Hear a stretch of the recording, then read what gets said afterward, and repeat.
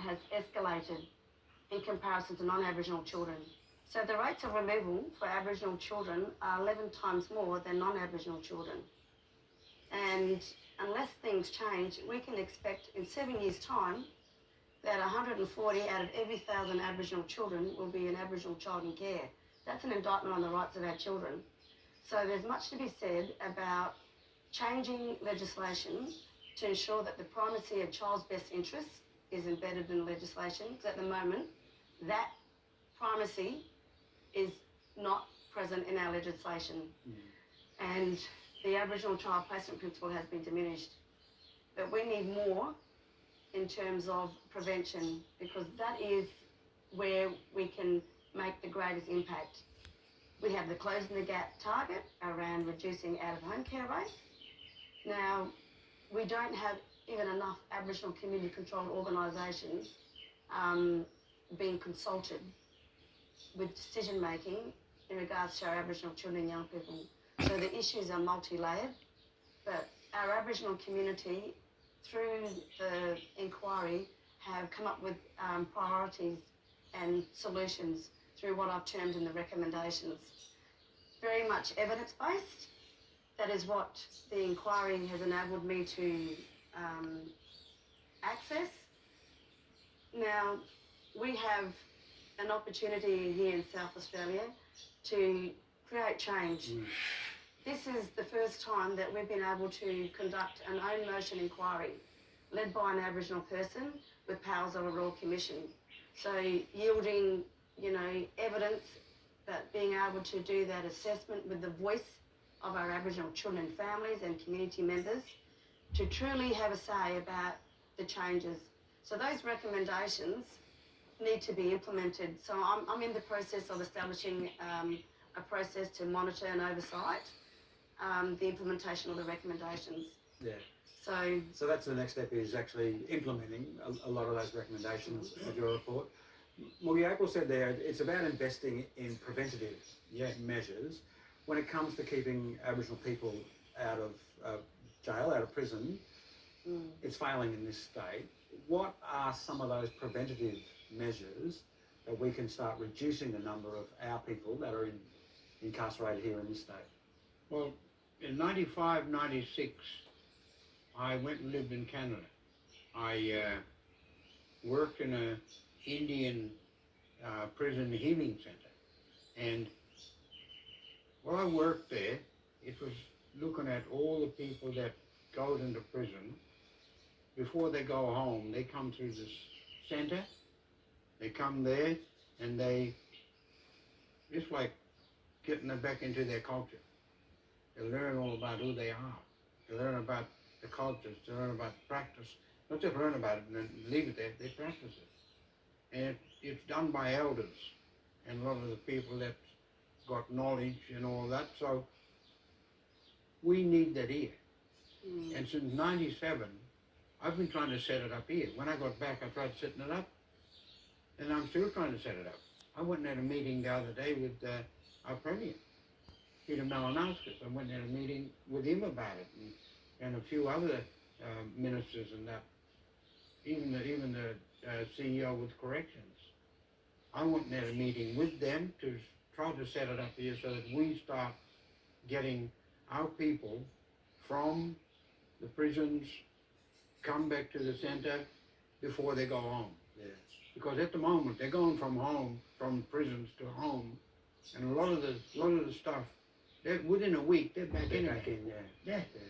So we need these things to be set up, run by Aboriginal people, about our culture, learning about who they are, and doing both sides of the fence. We come in here, we do education courses and do whatever they have to do to work and look after their families. Because I see in some cases, you got the father and the son in jail. There's a young boy sitting there with his dad because his dad was never at home. Yeah. So he had to go to jail to have a bit of time with his father. So this is not just happening in one case. This is happening all over. right across this country. Yeah, it's such a breakdown in It the is, family and yeah. community structure. Brent, what role does employment and education play here in, these preventative measures of keeping people out of jail and keeping people in their homes? What's the role of employment and education, and how do you actually make gains in those sectors given we're still failing to meet the targets that we're setting for employment and education? Yeah, look, I think it's a vital piece of social composition. When you train someone, when you employ someone, you impact their lives, you change their life, you change their families' lives in that regard. And if I can wear my hat of being the chair at Townley College, we're advocates in training and skills for Aboriginal people and Torres Strait Islander people in this state. And our primary function is to continue that advocacy in making sure that federal agreements factor in First Nations understanding in building those policy frameworks. And the current National Skills Agreement that's been created from the federal government to disperse a lot of that registered training organisation support and funding to states and territories. Those negotiations are still ongoing, but we've been in those discussions for almost a year now. And we're not seeing significant changes in improving outcomes for First Nations peoples. So when you see things like that, you ask the questions of why is it taking so long to implement a strategy for Aboriginal adult education, strategy or policy frameworks that guides this sector. There's nothing at the moment in place federally or even here in South Australia, and there's work being done to create something, but that's going to take time. We've been waiting for something like this at Townley for over 50 years since its inception. So as a leader in my capacity as the chair, it's to continue those conversations and highlight where things are falling short for our community. My worry is that our young people who complete Year 12 are going to fall into that category of adult literacy and numeracy low proficiencies, and we don't want that to be a continuous cycle. We want there to be early intervention, early opportunities, and that's through programs led by First Nations people and community-controlled organisations. Yeah, and that's the point, isn't it? That really it's about our community driving those changes and with community-controlled organisations and decisions. Thanks for your comments on that. Well, earlier we were talking about the failed referendum and a voice to Parliament. Following the overwhelming no from the nation last year, the South Australian Government continued its commitment to implementing the Uluru Statement in full, including the establishment in legislation of a voice to Parliament. Adelaide is a city steeped in civil rights history. In 1966, South Australia was the first state to legislate Aboriginal land rights. And Adelaide was a city where the Yes campaign was launched, ahead of the historic 1967 referendum to include Indigenous Australians in the census. And I feel that the time has come when Australia can no longer tolerate legal racial discrimination against its Indigenous people. It was also the first place in Australia to fly the Aboriginal flag, which was raised during a NAIDOC event in Victoria Square, or Tanhanyanga, in 1971. In March 2023, South Australia became the first and so far only jurisdiction in the country to set up an Indigenous voice to Parliament. The voice isn't just for Prime Ministers, Premiers and politicians. It's a call out to all of us. A special Sunday sitting of the State Parliament passed the bill creating the voice. I'll put the question. Those of the opinions say aye, against no. The ayes have it. The ayes have it. Which was assented to by South Australia's Governor in a ceremonial meeting of the state's Executive Council. It is my pleasure as South Australia's 36th Governor to give assent to the First Nations Voice Bill 2023. Thousands gathered outside Parliament House to witness the passing of the bill, which was live streamed for all to see. That historic occasion took place earlier this year in March. The day elections were held saw 46 candidates selected to represent 6 regions across the state. 12 representatives from 6 groups now make up The Voice, establishing a direct line of communication between First Nations people to Parliament, Cabinet and government agencies. And while the SA voice has been legislated, it has not been enshrined in the state's constitution. This means it could be changed or abolished by future governments. And we shouldn't expect that it will all be easy, or that we'll like everything that we hear, or that the Parliament will agree with everything the Voice has to say. But this is nothing to fear, for diversity of opinion is democracy at its best. Not going to try and change the world or the country. We look after how things are run and give advice on how we and our people would like to live. Yeah, I know a lot of states and other territories are looking at how the South Australian model will work and whether it could probably work in their jurisdictions.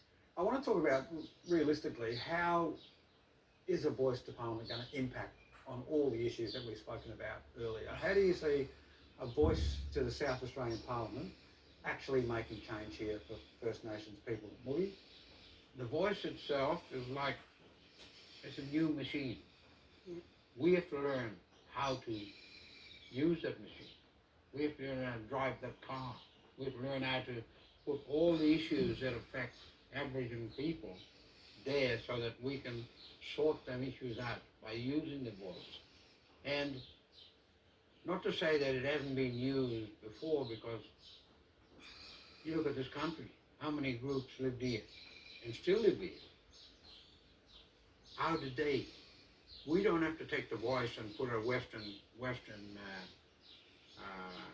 thing to it. We put our own culture to it. We use it. Our old people spoke with each other for thousands of years about trade routes, about the song lines, about all these things. It's getting back to So it's about yeah. Aboriginal people in the state really using that voice as a platform to bring it back to a cultural... Yeah, to get back to culture. And not just us, yet everyone else. People live in this country, you know, they want to learn about this country. You know, when you're looking at people that living in this country now, that from other places, they're here to stay. So involve them in all the culture, involve them in the dancing, involve them in the ceremonies, because they want to learn about this culture. They want to learn about who we are. And I say to people, I said, I know exactly who you are. I've learned about you. I've studied you. And a couple of them, you know, it's just like they thought I was stalking them. I said, I'm not stalking you. I said, from kindergarten, I learned your language. When I speak to you, you can understand me in your language.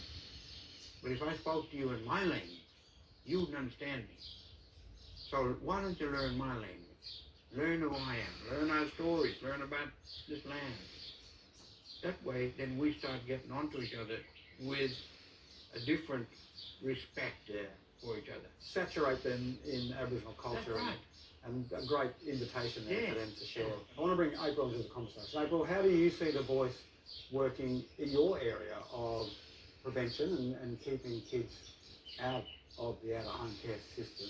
How will the voice actually impact on the field that you work in? Well, I think we need to be really clear that the voice will be our opportunity, because as I said before, Moogie and I, we're elected representatives, and developing, because our members want us to meet with them. Our members put us into these positions. They want us to meet. They want to be able to tell the elected representatives of the issues and the priorities. We need to develop a process with our mob, you know, as to how we shape those priorities, which is basically what the voice of our people is telling us. In terms of the issue for Aboriginal children and young people, I think the whole voice approach, as I said before, is about strengthening the voice of other forums that are already out there, other mechanisms. As a commissioner, I get the chance to have my voice to Parliament, telling my reports every year, my inquiry, and I get to engage directly and hear from Aboriginal children and young people. But our communities don't have that opportunity. So the voice, for all of us who have backed the voice and believe in it, is about our mobs ability to participate in something that they have put in place with the support of government, of course. In terms of what it will mean for changing things for Aboriginal children and young people, it is probably a very important advocacy and voicing mechanism around what is needed, along with everything that the peak body will do, because we've just gone through a process of establishing our Aboriginal Child and Family Peak Body in South Australia after it being absent for 30 odd years. Wow. So I think it's part of a suite of things that will work together. So for me, it's about bringing the Aboriginal community voice into Parliament and directly from the Aboriginal community through a process of the elected representatives. I think that's a very enriching way to have mob who've never had their voices heard before to be heard.